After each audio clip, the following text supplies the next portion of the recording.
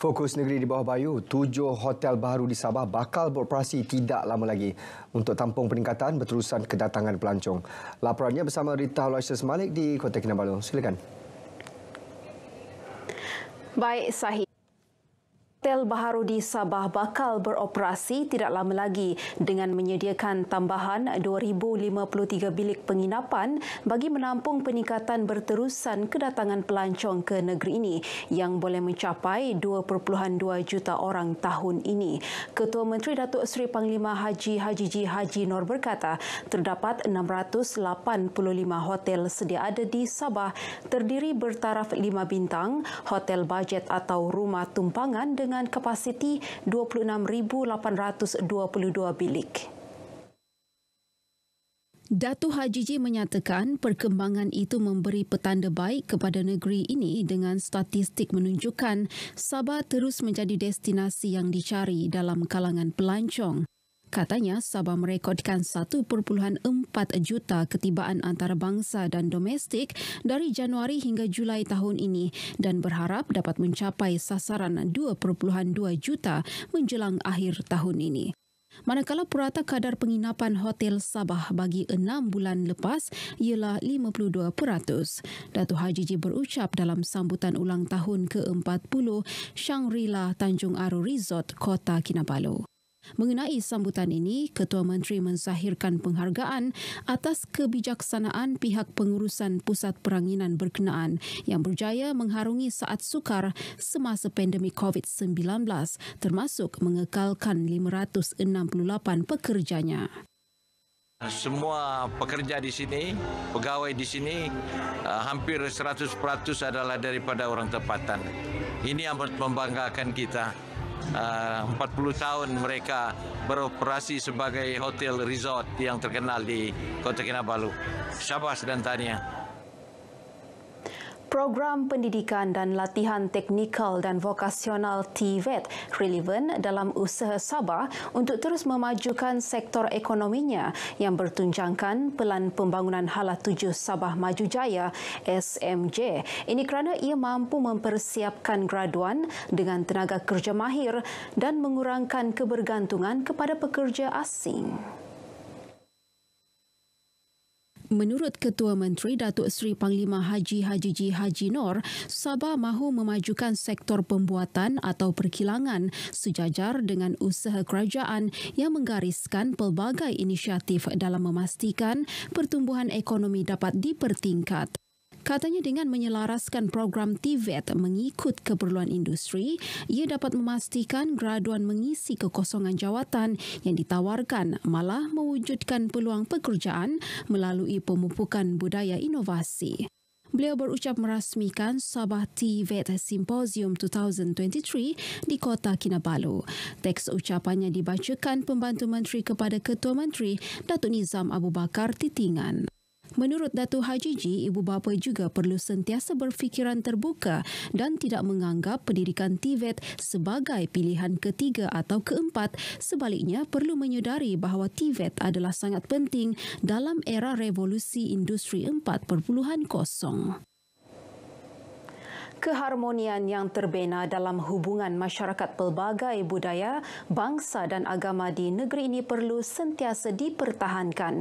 Ia merupakan kekuatan dan identiti penting Sabah yang mempunyai 35 etnik dan 217 sub-etnik yang berkomunikasi dalam lebih 50 bahasa dan 80 dialek etnik. Ketua Menteri Datuk Seri Panglima Haji Nur berkata perbezaan kaum dan agama bukan penghalang untuk hidup bersama secara harmoni. Katanya saling menghormati dalam kalangan rakyat adalah antara kunci kejayaan Sabah dalam mengekalkan perpaduan kaum. Beliau menyeru agar ikatan persaudaraan umat Islam di rantau ini terus diperkukuh dan mengamalkan kesederhanaan agar tidak mudah dipengaruhi atau diganggu-gugat oleh unsur-unsur yang ekstrim. Persaudaraan itu penting kerana ia menjadi pengikat kepada usaha keharmonian dan kemakmuran berasaskan prinsip keadilan, rahmah dan kasih sayang. Datuk Haji berucap merasmikan seminar keharmonian serantau di Pusat Konvensyen Antarabangsa Sabah SICC Kota Kinabalu. Teks ucapannya dibacakan Menteri Sains, Teknologi dan Inovasi Datuk Dr. Muhammad Arifin Muhammad Arif. 5 inisiatif diumumkan kerajaan negeri untuk memastikan kejayaan Kolej Teknologi Yayasan Sabah KTYS dalam persada pendidikan tinggi dan melahirkan belia yang terjamin masa depan. Inisiatif itu termasuk pemberian bantuan bulanan RM500,000 bersamaan RM6 juta pada tahun 2024 dan geran khas RM10 juta untuk kos operasi serta utiliti KTYS.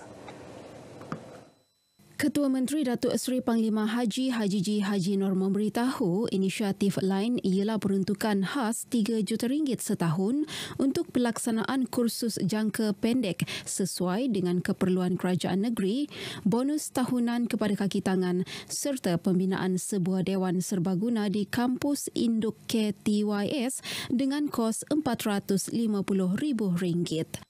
Beliau berucap dalam istiadat Convocation KTYS ke-26 di Pusat Konvensyen Antarabangsa Sabah SICC Kota Kinabalu. Teks ucapan beliau dibacakan Menteri Keuangan Negeri Datuk Seri Panglima Masidi Manjun. Dalam pada itu, Datuk Haji berkata kerajaan negeri juga menyediakan Human Capital Development Blueprint for Sabah 2021-2035 bagi memastikan sukatan pelajaran, ilmu kemahiran dan kepakaran belia serta modal insan sentiasa relevan selain menjadi garis panduan bagi program pembangunan modal insan secara holistik di negeri ini.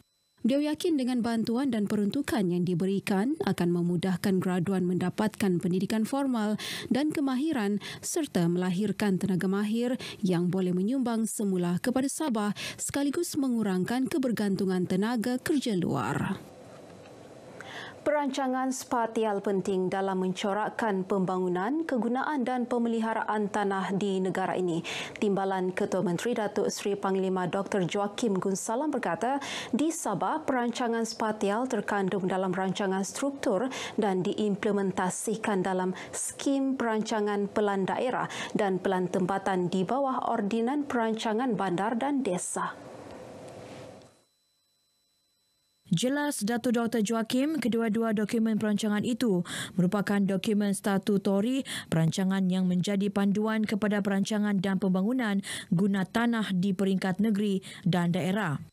Datuk Dr. Joakim berucap dalam majlis menandatangani perjanjian persefahaman MOU antara Jabatan Perancang Bandar dan Wilayah Negeri Sabah serta WWF Malaysia di Kota Kinabalu. MOU melibatkan kerjasama penyediaan pelan daerah untuk 6 daerah di Sabah iaitu Kelabakan, Tawau, Lahadatu, Kunak, Beluran dan Kinabatangan. Selain mengemaskini pelan struktur negeri Sabah 2033 dan Ordinan Perancangan Bandar dan Desa, MOU juga bagi memastikan agar perancangan dan pembangunan tanah di negeri ini dibuat secara bersepadu, komprehensif dan holistik. Lebih 15 acara sukan termasuk sukan rakyat akan dipertandingkan dalam Karnival Sukan Kukusan KSK 2023 yang akan berlangsung di Kompleks Sukan Tawau selama 3 hari bermula Jumaat ini. Antaranya pertandingan sepak takraw, bola jaring, badminton, rugby dan gusti lengan. Adun Kukusan Rina Jainal memberitahu KSK 2023 diadakan sempena menyambut Bulan Sukan Negara selain menyahut saranan Kementerian Belia dan Sukan yang menyasarkan negara sebagai sebuah negara sukan menjelang 2025. Dalam masa sama, ia juga mendekati dan menyantuni golongan belia menerusi kejohanan sukan. Katanya, KSK 2023 telah menerima penyertaan dalam kalangan belia dari 34 kampung dalam kawasan Dun Kukusan selain penyertaan luar dari daerah Kelabakan. Lebih daripada 15 sukan termasuk sukan-sukan rakyat dapat diterima baik oleh semua masyarakat Tawau dan Kelabakan dalam kita menyemarakkan semangat kesatuan sesama kita. Ya, jadi dengan sukan juga dapat merapatkan perbezaan jurang politik, jurang agama, jurang kaum dan bangsa. Di sukan juga kita percaya dapat menyatukan semua. Ya, dia berdiri di atas minat yang sama.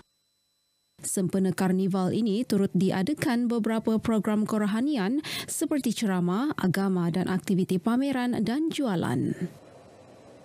Baik, sekian berita dari negeri di bawah bayu. Berita seterusnya kita kembali ke Angkasa Puri bersama Sahih. Silakan. Baik Rita, terima kasih.